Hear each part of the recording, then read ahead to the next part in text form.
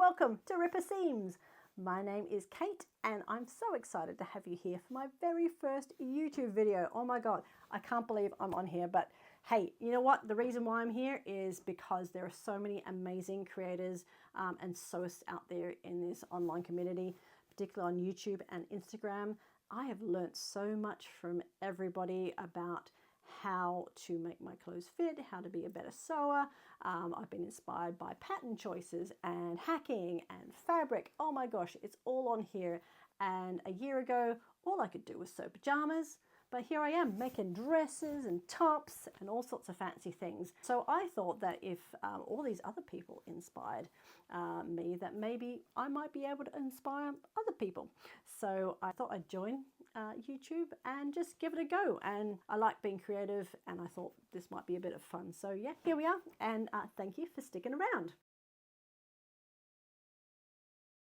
So a little bit about my sewing journey in particular. I've known how to use a sewing machine since the age of 10. My mum is a fantastic sewer and knitter and general maker of things. She showed me very early on the general workings of a sewing machine, what the different markings on a pattern were, and being a kid, I was kind of interested and kind of not, so I kind of didn't pay attention. But then I didn't get to learn anymore because I'm pretty certain my mum caught me with a pair of scissors, her fabric scissors, cutting up a plastic ice cream lid. And so that was probably me being kicked out of her sewing room for a very, very long time. And then you become a young adult, you pick up a sewing machine, you give it a go. Your clothes don't fit when you make them because they're 3 sizes too small and all the seams are bunched up and not looking the best. So you throw it out and going, why would anybody make their own clothes when they're just never going to work out? And then, decades later, YouTube comes along and I find out that, oh, you know what? You actually pick your pattern size based on your body measurements. And you should really iron your seams between every single time you sew one. And all these other wonderful bits and pieces. And that all came together, it all clicked, and I went, oh my gosh, where was this information years ago? But I know it now, and now I'm making my own clothes, and I'm really excited about it. So here we are, Ripper Seams, totally going for it on the sewing machine. So where does Ripper Seams come from? Well, I am Australian, and in Australia, one of our favourite terms to say that something's really good and really awesome is the term ripper. So we think if something's ripper, it's awesome, it's top notch, it's really, really good. So I always laugh when I get the seam ripper because I always used to spin it around in my head that you use the seam ripper to get ripper seams. That's basically where ripper seams came from.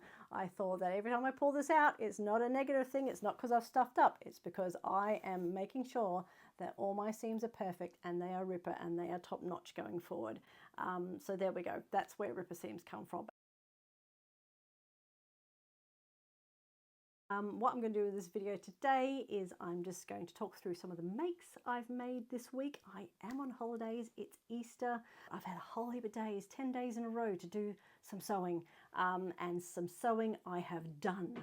So let's find out what I've made. So my very first make I've made this week is for the Sew Frugal Challenge, and that's this one here, which is the Wilder Top by Mood Fabrics. Now this is a free download that you can get off their website.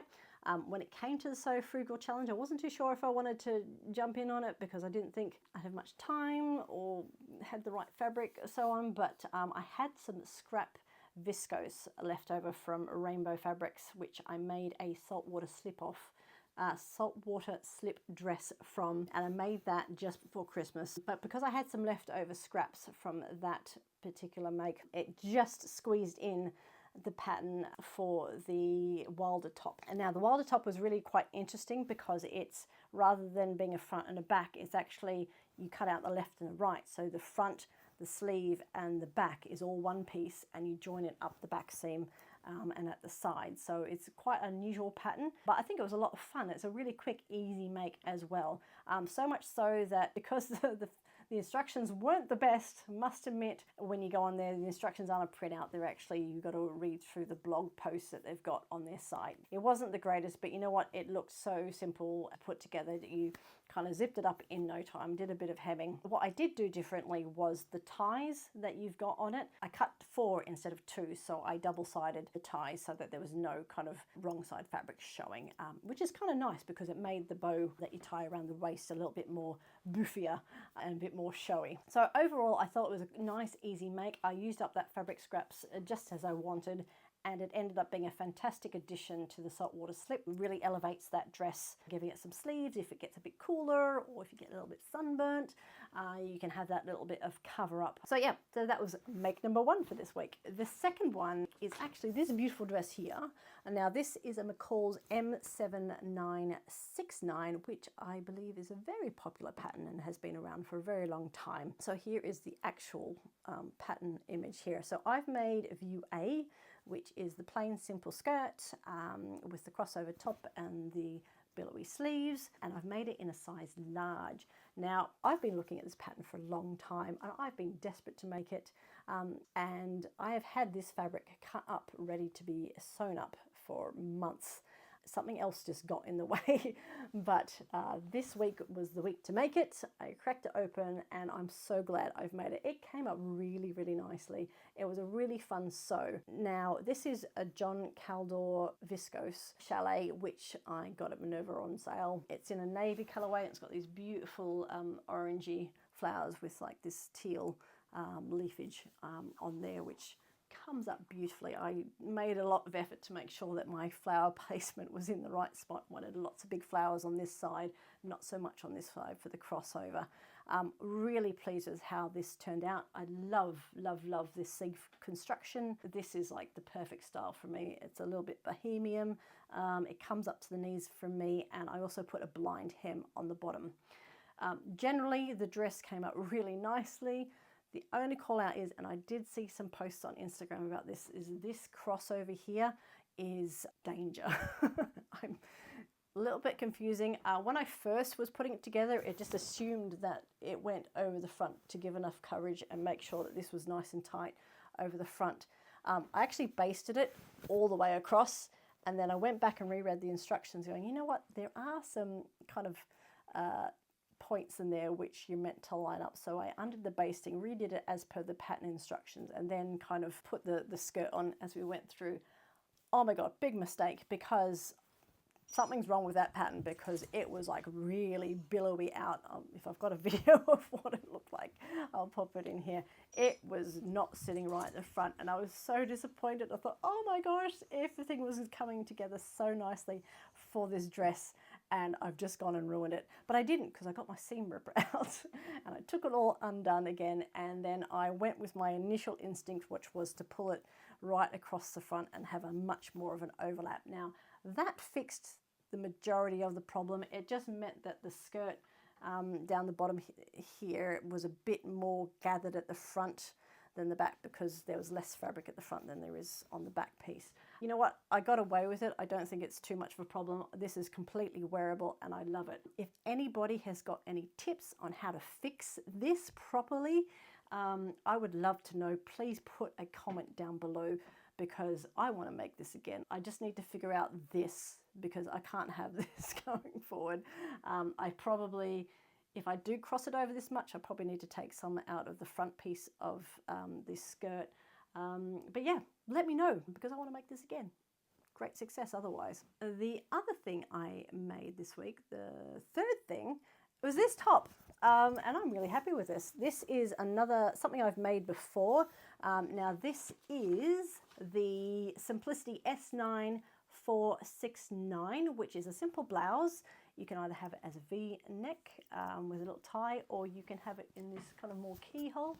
And it's got this lovely balloon sleeve, which comes right just below the elbow with elastic. I love Liberty fabric, and I could not go past this one. It was so fun, very Bowie-esque, and it had to come home with me last time I went to Liberty.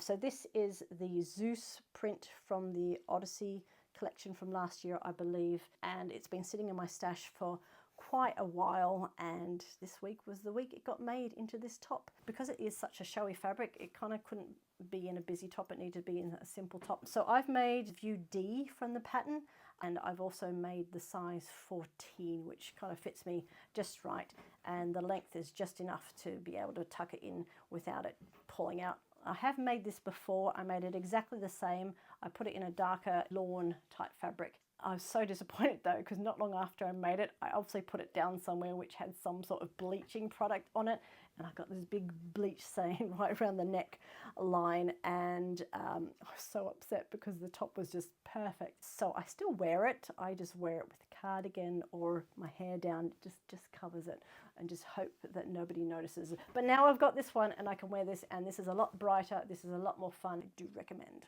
My next make that I have done this week is this one here, which is M8144. Now this one has taken me right out of my comfort zone. For starters, I don't make very many things in jersey. In fact, I think this is the third thing I have made out of jersey so far. I did think this looked like quite an easy make. It was cropped, which I like cropped tops, especially kind of jumpers, sweaters and so on. So it was right up my alley in that regard. I really like the cowl neck version of it, and it has these bishop sleeves and these long cuffs, which also kind of took my fancy. So multiple things in one top. I think it came out really well. It fits really nicely. Really simple construction with doing it. I was going to overlock it. That was the plan. I ended up sewing nearly everything on my regular sewing machine with the lightning stitch, purely because it was easier. I still haven't really figured out how to chop off quite a large 1.5 centimeter seam allowance on an overlocker and still have it the right shapes. It's quite glam in this.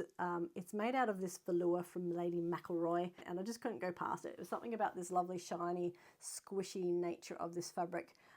It is very glam. When I wear it, I feel like part of ABBA or something, but I love it. I think it's going to be maybe something a bit more for autumn winter time, special occasion, Christmassy. But you know what, I'm probably going to wear this mowing the lawn or something, who knows. I'm a bit strange like that, but yeah, no, this is a great make. So much so that I'm actually going to make it another one in a more drapier fabric and maybe a little bit less dramatic, although this is the fabric that I do plan on making. Now this fabric has caught my eye for months now, and I finally went and got some. This is a Lady McCalls textured knit fabric. It's got this gold lyrics in the pink, and it's also got this raised kind of textured diamond pattern on there, which is quite slinky. What I am going to make differently though is you can make this pattern with a straighter sleeve and with a little cuff, so I might do a longer version with a straighter sleeve and the cowl neck there, and I think that would come up nicely. Oh, Barbara, come this way. I think that will end up quite nicely and have like the same top but two different versions. So yeah, watch this space. Alrighty, and with that, let's have a look to see what I'm going to try and cram into the last few days of my Easter holidays. So I have tops which are missing from my wardrobe, which I need for work, but also because work is kind of smart casual, that I can wear my tops out and about other places as well. They don't have to be work tops. So I'm kind of on that agenda at the moment, just making more nicer tops which I can wear to the office or out and about. So with that in mind, I have got 3 additional makes on top of that jersey top. I want to make, one of them is a patina blouse by Friday Pattern Company, and I want to make that in this viscose slub crepe from Lady McCalls. So this is a beautiful light pink base with these beautiful vintage flower designs on there, and I think this is like really lovely and drapey. I've not made a patina blouse before, but I am a big fan of Friday Pattern Company patterns. I've not had a bad make yet from them, so I hopefully can make a lovely patina blouse. Another top I'm thinking of making is the Style Arc Effie top. I don't have a problem with Style Arc patterns. Maybe it's the Australian in me because I know they're Australian pattern company, but I follow instructions. I can understand diagrams pretty well, so I don't have I know their instructions are quite limited, but I'm okay with them. And I've made an Effie top before. So I have this viscose here, which I got from a D-stash. And I think this will flow really nicely for the sleeves from the Effie top. I have made it before in a gingham fabric. I really like it. I wear it a lot, but it's quite a stiffer top. So I'd like to try making it now in this slightly drapier to see how it fares. And finally, I'm going to try and make a dress. It's a simple dress, but it's the Butterick 6705. And I want to make view A on that one with the B sleeves. So just quite a simple skirt, no ruffles or anything, and just a simple elasticated wristbands, because I love an elasticated wristband. So I have this fabric here, again a viscose, and this is a beautiful milk chocolate brown with some creamy white flowers and a petrol coloured centre to the flowers, just to give that like little highlight pop of alternative colour in there. Now I got this from Sew Me Sunshine when I was there for the Sew Yellow for Endo party that was held by the wonderful Jess from Sew What If I Sew. A fantastic meeting, everybody there in their wonderful yellow makes of all kinds and patterns and fabrics. It was stunning. So well done, Jess, for organising such an event and reaching, gosh, £2,500 you raised this year. So yeah, really, really great party to go to, and also get to feel all the lovely fabrics at Sew Me Sunshine. So they're my makes for this week, and I hope I get them done. I probably won't, but let's see how we get on. Alrighty, we've come to the end of my very first video. Yay! If you're still here, thank you so much for sticking around. I really appreciate it. If you want to find out how my makes have ended up this week, did I get everything I wanted to get done? Feel free to subscribe to my channel, to Ripper Seams, and hopefully you should get the next video in the next week popping up in your feed. And feel free, give me a thumbs up to let me know if I did a good job on this one, if there's something that you enjoyed watching. Any tips, recommendations on any of the patterns which I shared on how to fix that crossover top and bits and pieces, feel free to put some comments below. Let me know how I got on, and I really appreciate that. So with that, thank you so much for watching again, and I look forward to seeing you in the next video. Okay, bye.